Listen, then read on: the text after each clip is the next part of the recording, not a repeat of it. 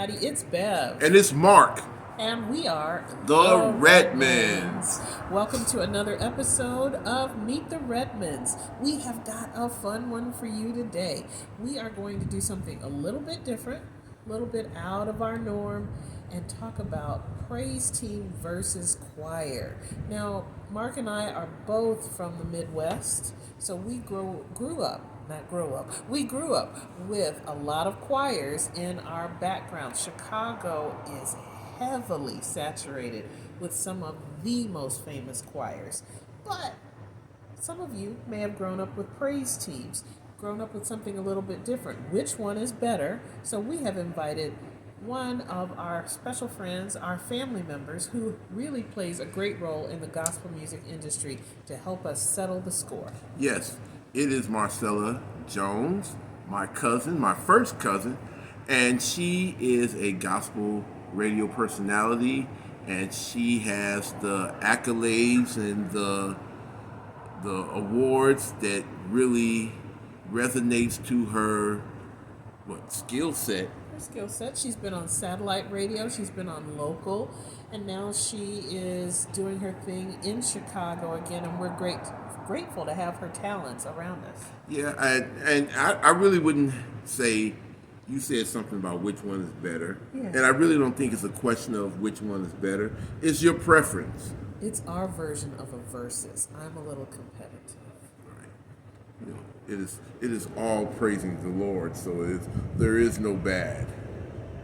Choirs. All right, everybody, let's get into it. Marcella Jones. Wait. Before we get into the episode, we need to direct the people to our website, redmondprojects.com. You see the information at the bottom of the screen. You going this way, I'm going that way. And make sure you click on shop and get our 2 award-winning books, Revelation of a Real Man or Woman, and Finally I Do Again. So I'm finally. So what am I, the again? Yeah. Don't be ashamed of your story. I'm not ashamed of my story. Finally I Do Again. It's on the website too. Click shop. Okay. redmondprojects.com. You know, when you've been doing a podcast for 24 weeks, this is what happens when you get to the end of your first season. Things just fall off the rails. I'd like to say they're well oiled. Okay. We will come back. Make sure you check out this episode, Praise Teams versus Traditional Choirs. Be blessed. Welcome to another episode of Meet the Redmonds. We are coming to you from Seattle this time with a special guest that we'll talk about in just a moment. But we're going to talk about music and how it's been important in our lives, and specifically gospel music and the evolution of gospel music. It's going to be a little our own version of verses. We're going to do praise team versus choir. What is your preference, Saints family? Now, when we first started dating, we used to have hymn battles all the time. We did. And I used to crush you because you could never get past the second verse. I think I need to correct all. I did all 4 verses. All the facts. I was able to get through 3 verses without a little assistance. Okay. And if you look at the bottom of our screen, you'll see our book information. redmondprojects.com. You can go there and buy our 2 award-winning books, Revelations of a Real Man or Woman, and Finally I Do Again. You'll see more of our praise versus choir in our book a little bit. We talk about our hymn battles.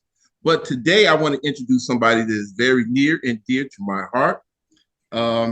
And not because we share the same bloodline, but because this woman is absolutely cold-blooded. She is like the Michael Jordan of gospel music, gospel DJing. She is the voice, that voice of gospel music. And I mean, look, I don't know if Stellar Award nominated. Is that accurate? Is that in your resume? If not, we're speaking it. Saying, hey, that's the caliber of person that we have with us today. So we're introducing to some, but most people probably know who she is, Marcella Jones. Hey. Hey, What's up, thank you so Cuzzo? much What's for going having on? me. Cousin, Nothing much. anything for you guys. Come on now. Thank you. Now, Come on now. Before we even get started into this praise team and choir business, we want you to tell our viewership a little bit about yourself. What you're doing, Well, how did you get started, the whole shebang bang. it's so funny that we've been having this conversation today because I got started singing in a choir. So you already know whose side I'm on right now. Okay. So I literally went to the radio station, didn't know anything about radio. I just wanted them to play our music. And every week, every other weekend, I would go and take donuts off of just to say thank you for playing our music. And one day, I was there, and the person that normally answers the phone didn't come in that day. And so they asked, "Can you answer the phone?" And all I knew how to do was answer the phone. And so that went from me beginning to take classes. That went from I would have never ever thought at that time that God was preparing me for a time like this. Because that same radio station is where I got started, and I am now program director. That's the Wow. Yes. Wow. so All I went from there to virtual radio, worked there for 17 years.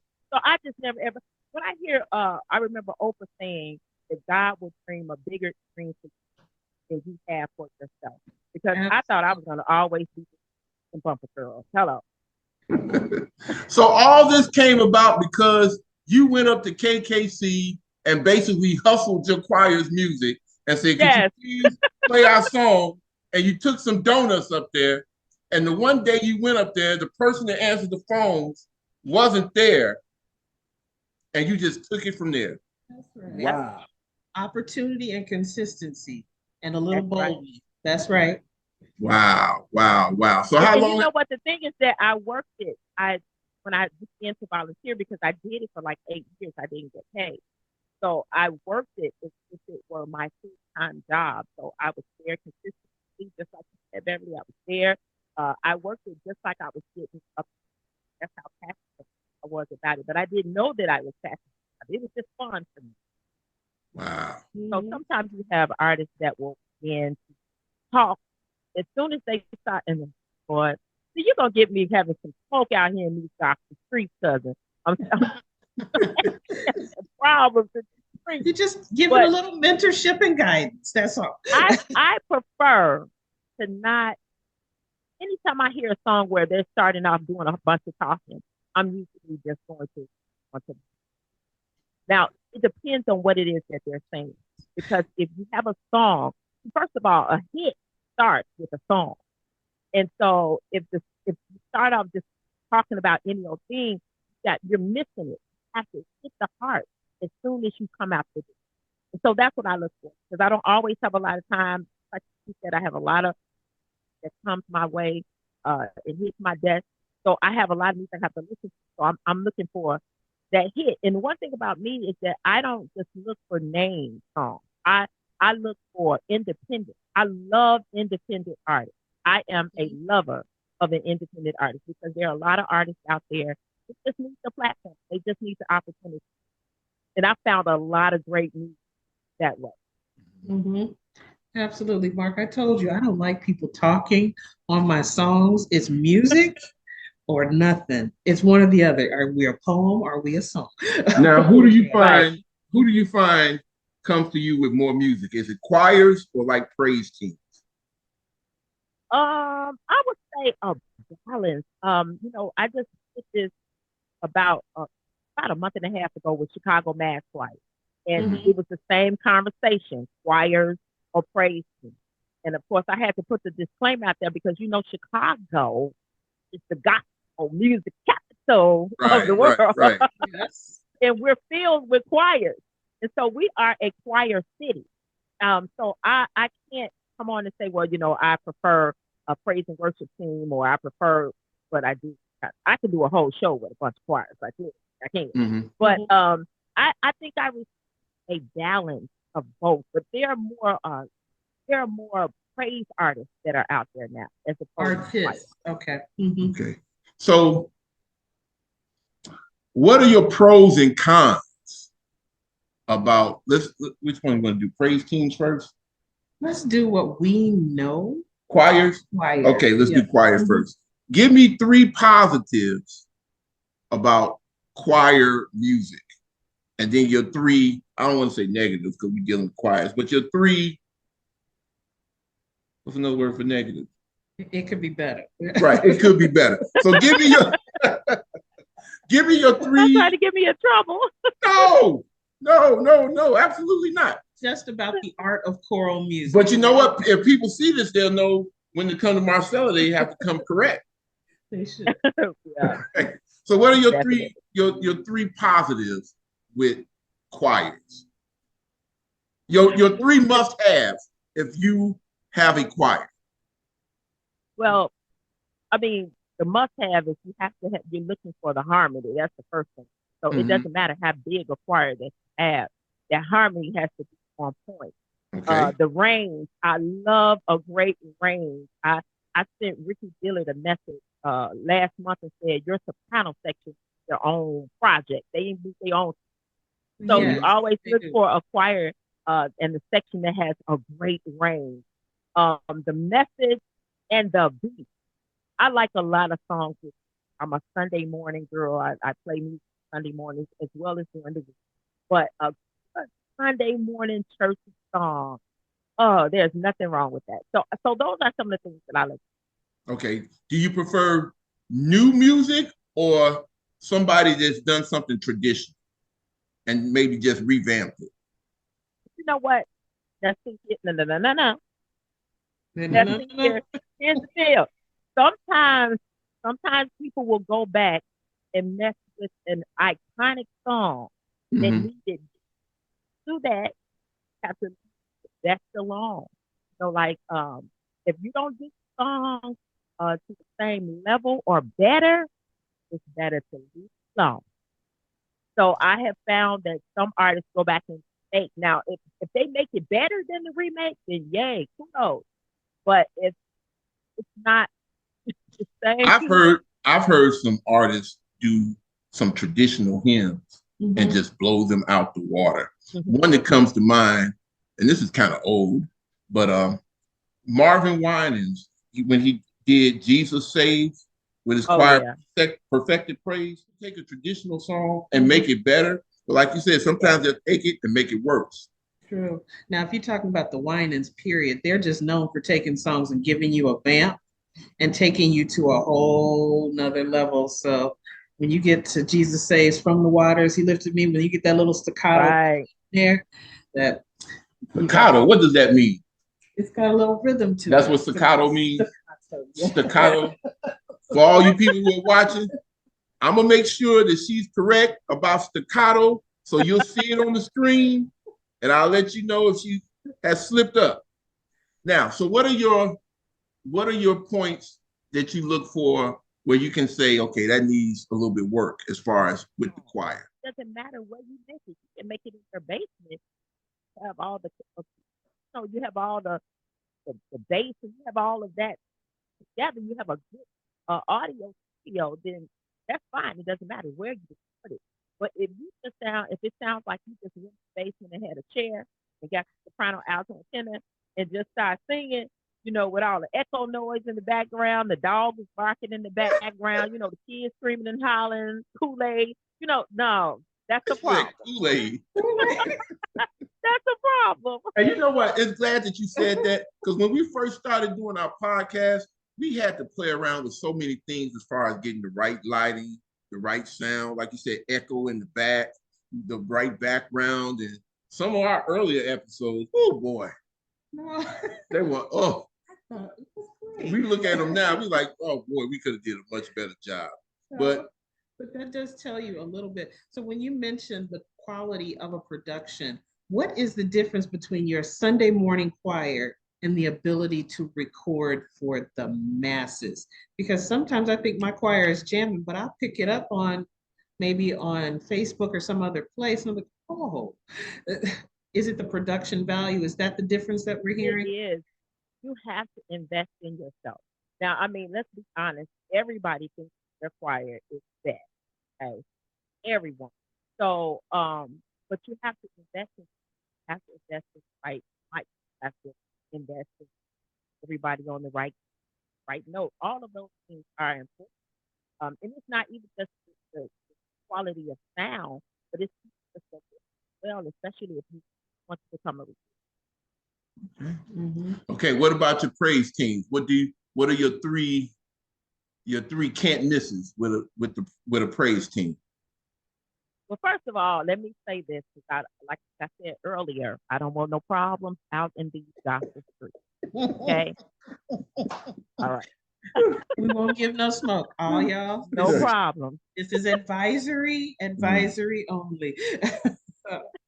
But I do love a good praise and worship team because I believe that the praise and worship team sets the tone for the service. Sometimes we've moved on from that era of the teaching, getting down on one knee. I love the love. We No, moved wait, I'm gonna on from disagree with that. you. That is We kind of, moved on.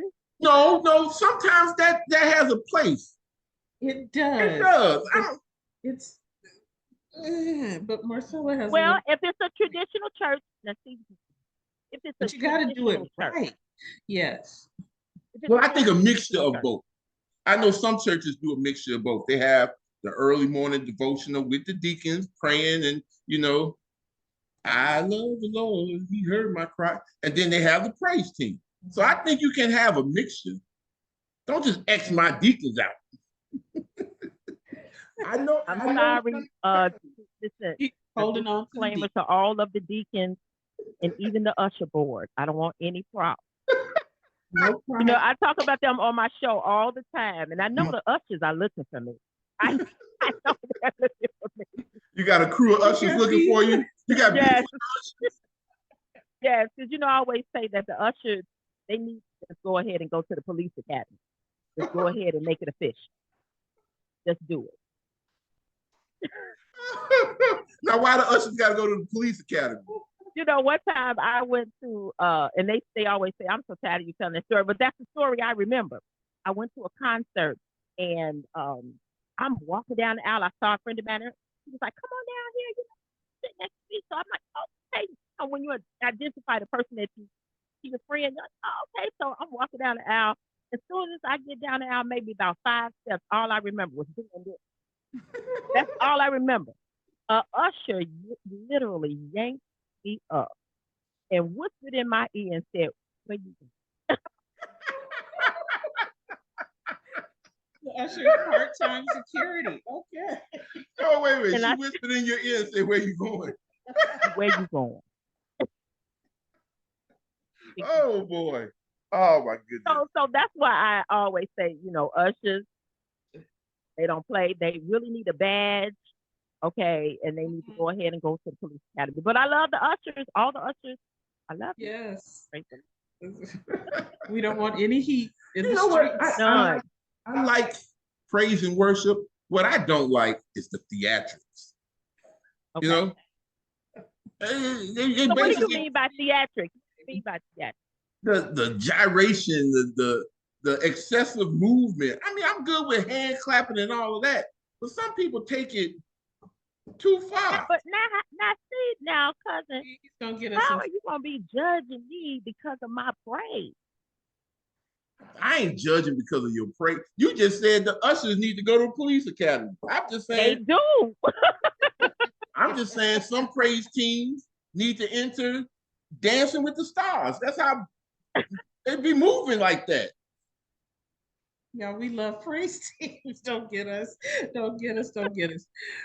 Mark is super traditional. If you've been watching this show, you know. But you can tell He's he is traditional. traditional. He was about to cut me down about the deacon on the Yes, one knee. those I deacons. remember that from when we used to go to watch night service. Mm-hmm. And the deacons would be up there praying, and I never forget they were up there praying, and everybody had to get on the knee and start praying, and I fell asleep right there. Okay, Not on watch night. You sleep. slept it on in, huh? I mean, Asleep. I'm not saying there's nothing wrong with being in the spirit and moving in the spirit, but sometimes, I mean, it could be a little bit excessive. Look, one of the things that we love, or at least is a hallmark of our church here, Tabernacle Missionary Baptist Church, it is we have a praise team. We also have a choir, but COVID kind of interrupted a lot of that, and Yeah. it'll come back at some point in time. But the praise team, it is like a concert every Sunday. They are probably up about a half hour or so. And it really does set the tone for the service. And maybe that's just a little long Yeah, but for you sometimes. exactly. Sometimes you gotta know when to cut it off. And Enough is some enough. churches have one from the choir, but here's the deal: you cannot uh, dismiss the choir. Choirs are going. So there is nothing like a choir, if that is your choice, or if you like a more contemporary choir, the choir are going nowhere. That's the foundation of gospel. When I first started, I remember I always would say the quartet was the foundation of Hmm. gospel that started it all. And so it's the same thing with choirs. Like you can't. I get that there are a lot of people that like the contemporary sound. They prefer the praise and worship. I love praise and worship as well. That is, I love that. But there is nothing like a choir. I've been to choirs my whole life. So came up in Mhm. church. I love to go to church, and I love to sing in a choir. And I always look forward to marching down the aisle. Like I will Yeah. be upset if I miss the opportunity to walk Yes, down the aisle, church to march in. down the aisle. Yes. Mhm. So Don't even there are march just down the certain aisle no things. more. Don't. Don't even march down the aisle no more. They just make There it to are few They churches don't that even still walk march down the down the aisle. They aisle. just come into the choir stand. They do. But there are some though out there that still march. It may take Really? you 5 days now to get to service. You know, they take They going five left, days after right. all the choirs right march down. May take a little while. Exactly. yes. Or all Boy, black. boy, boy. Those were the days. Those were the I would days. say anything that attracts the most heat, especially on concert night, all black. By the end of the concert, you are wringing wet. Hmm. So, And there's nothing like a choir that had that one lady that had all the mint, all the candy. Called her the Oh, candy lady. wow, Candy wow, Lady, wow. yes. A Now cough people, drop, had we can get everything. into all of it. Now you can have water. We couldn't have water. Yeah, you can Yeah. have water now in church. You can be dry as a But bone. like the times have changed. Mark, Mm-hmm. I know you still on the whole deacon on the knee. I mean, I get it. But times have they changed. Yeah.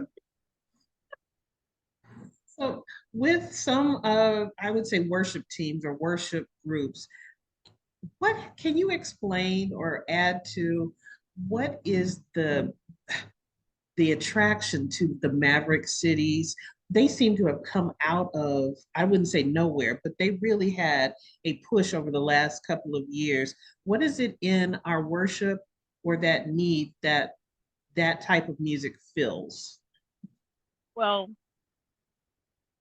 back to again cousin Mark, they talked about, being a deacon, they've evolved. Their worship is on another level now. And we're back.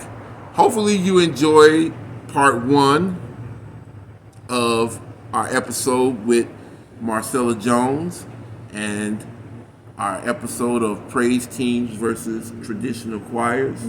What did you take away from this episode? I took away that you have a real bias. You like choirs? I'm old school, man. I'm old school. That's the way I was raised in church. My church was traditional. I mean, we got down with the choirs and everything, but I'm old school. I like my deacons and devotion, congregation hymn, introit hymn, But invitational hymn. That's how I was raised. but we're also seeing, I think, a little bit of a resurgence in choirs. Also, with praise teams, what I took away from it is it's a little more personal in terms of your worship. But whatever it is, what we all agree on is your music has to be on point. If you're going to be in music ministry, if you're going to be doing anything, you have to pursue it with excellence, no matter what you do. Okay. So we're going to bring this episode to a close. And don't forget, our book information is at the bottom of the screen. And we're going to close out with our catchphrase. Yep. You ready? Maybe. You go first. It's not his way. It is my way. No, I'm joking. Okay, let's get it right. Okay, go. It's not his way. It's not her way. It's the Redmond way. Y'all pray for Deacon. I need it. Peace. We need it.